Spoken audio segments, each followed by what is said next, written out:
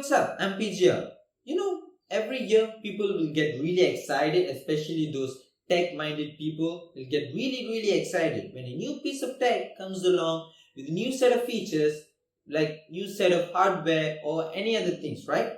They will just want to try it, they want to feel it and share the world what they think about the product. Is it good? Is it bad? What are the improvements they can make so that people will just be easily using that feature in their daily lives, something like that. And this time, Samsung showed some pretty cool stuff at their Unpacked event, and people went crazy about the new S24 lineup, especially the S24 Ultra. And we know that because of the views, of course. This is the most viewed Samsung Unpacked event ever because, yeah, it had some pretty cool stuff to show. And yeah, let's see what are those. I have seen some reviews where they compare the S24 Ultra especially with the iPhone 15 Pro Max, like the camera performance, like the day-to-day performance, like the boot up speed and all of those stuff. Like I've seen all of those reviews, but this is not a summary of those. Many of you probably watching this would have also watched those reviews, and this video is not a summary of those. This is more of like my thoughts on those results. And is it going to be the smartphone for this whole year, like the benchmark? It should be like this, it should be like this, like those kind of things. So keep that in mind if you're watching this video till the end. So yeah, first of all, let's talk about the design, because that part haven't changed that much, but the refinements that they made to the device is really welcoming. Let's see what are those things. Talking about the display though, it can now reach up to 2600 nits of peak brightness when viewing HDR content, which is the brightest out of any Samsung smartphone. The display is protected with the new Corning Gorilla Glass armor. These have some benefits than the previous glasses they've used, but most notably, the anti-reflection screen on this is just so awesome. Just look at these pictures. And also, this is a big historic moment because this is the first smartphone to ever scratch at level 7 and get deeper grooves at a level 8. For those who don't know what that means, for the past 7 years or so, the smartphones had scratches at a level 6 and a deeper grooves at a level 7. But the S24 Ultra broke the record. That's so good to hear. Not only that, the bezels have shrunk down a bit and also symmetrical with a smaller hole punch in the middle. This looks so gorgeous. Oh god. Now, getting into the SoC, this is one of the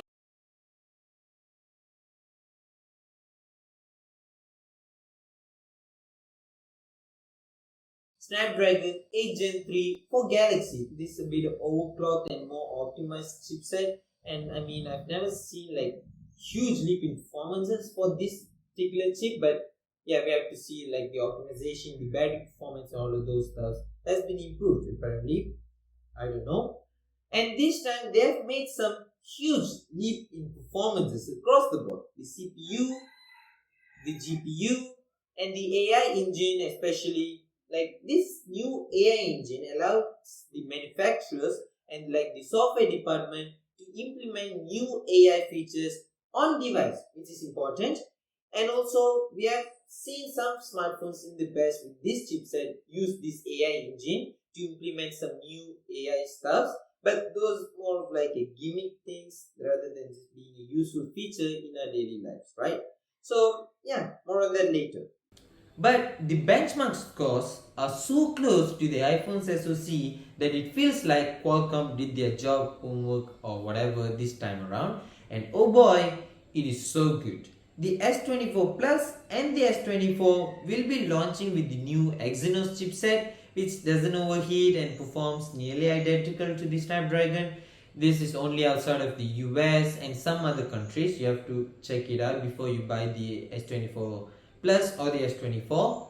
But I think all the phones should only ship with the Snapdragon chips like the S23 lineup, because it's not fair to just use a Snapdragon which is a better chip than the Exynos on the US and some other parts like Canada and Hong Kong, China maybe.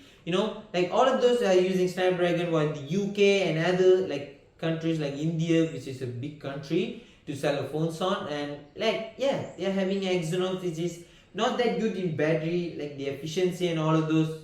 The results are not that promising with this new Exynos chipset. It is close, but it's not that good like the Snapdragon one. Also, the vapor chamber is larger than the S23 Ultra, and the heat management looks to be better than the S23 Ultra, which is promising because you can now sustain the performance.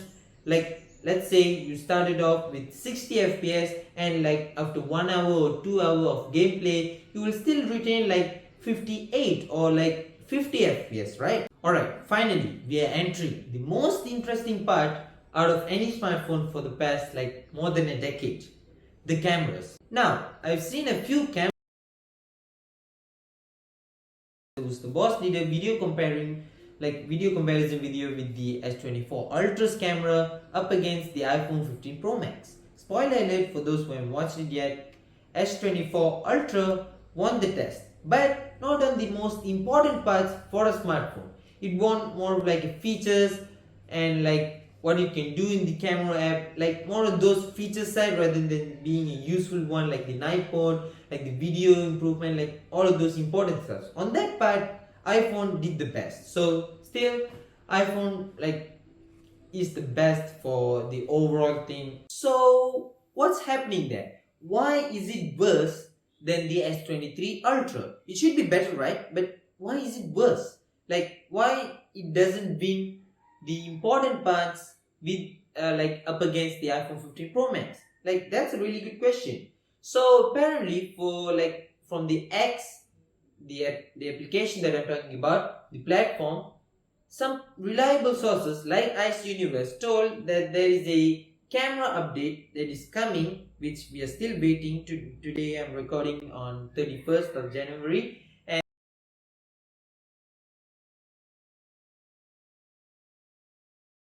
the new optimized software yet for the cameras. So I don't know what Samsung is doing, but they should really hurry up with the software because it looks like really bland. The processing has been improved, like the over sharpening has been reduced, the noise in videos has been reduced, and like all of those are really good improvements. But from the pictures that we have taken, that we received from the S24 Ultra, looks to be like half-baked software. Like we know the camera has like really good potential, possibly beating the iPhone 15 Pro Max in many categories, but like we can just see the results and we know that it's half-baked, it's not completed yet. Samsung is working on that. So yeah, as I mentioned, Samsung should really hurry up with the software because people won't buy a half-baked phone with the unfinished software, with the less optimization and all of those stuff. So yeah, like the software part for the cameras is not looking good for now. Let's wait for the update. I will update on Instagram or X, so follow me there. Now, the software for the camera had some issues, but the hardware have been changed. Well, slightly have been changed. For those who didn't know, the 10x optical zoom lens has been switched to a new 50 megapixel, which is more than a 10 megapixel 10x module, and it's now 5x instead of 10x. Well, Samsung like claims that it has the same optical quality as a 10x module.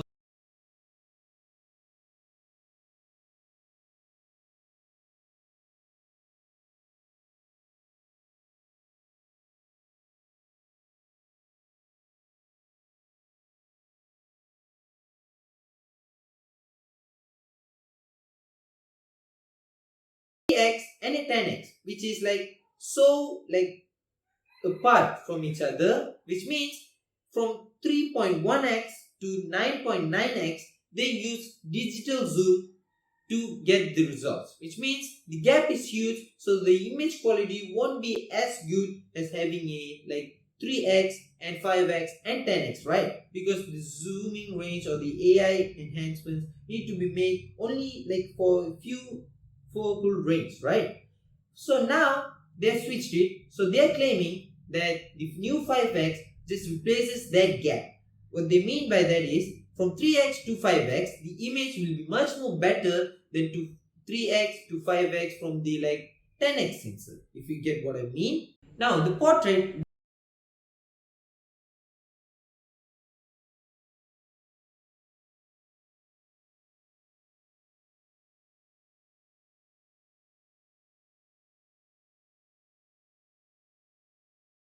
the videos are also improved, like the noise has been reduced on the darker parts when shooting in low light situations, and also like the over sharpening has been reduced, which is a nice improvement.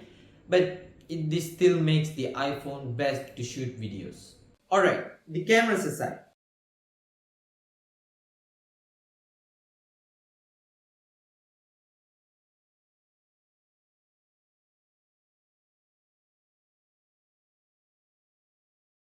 with this S24 series, you are able to do things that you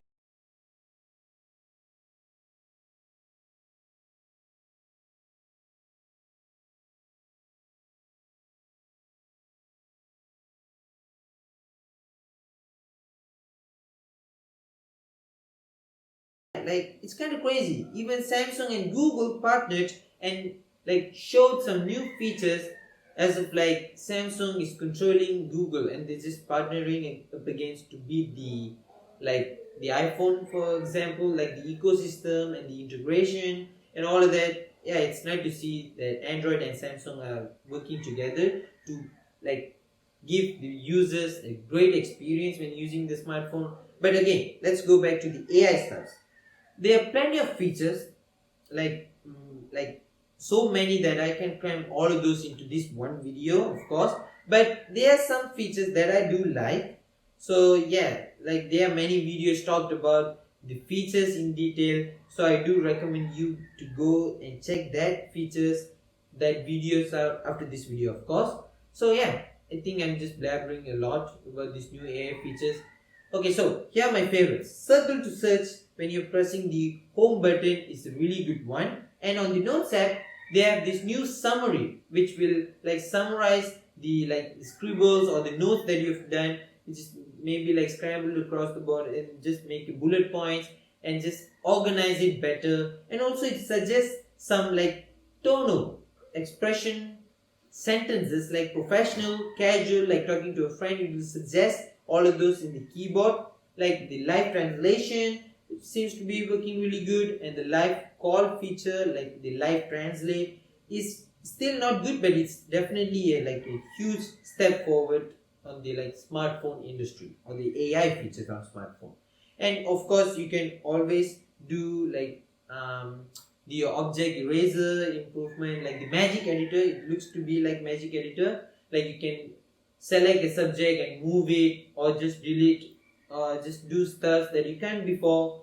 So it's more of like a lot of features that I can cram into this one video, as I told you earlier. So yeah, go check those videos out if you're really interested on those AI features. Fine, we're at the end of the video. What is the conclusion? What is my thoughts? And what do you guys should do if you're planning to buy one? Now, I've never used this smartphone. I've only like used it for a couple of like 30 minutes or something like that. So yeah, we have to like really go and see other videos, like what do people who actually experience the smartphone really say about it. So yeah, go watch that if you're planning to buy one. But my thoughts, like what I would do because I've watched some reviews, right? So the improvements, the refinements that Samsung made this time with this smartphone is really, really good. Like it is almost as perfect as Samsung has ever been with this smartphone, right? It's been many years since we've seen this many improvements have made by Samsung for a smartphone,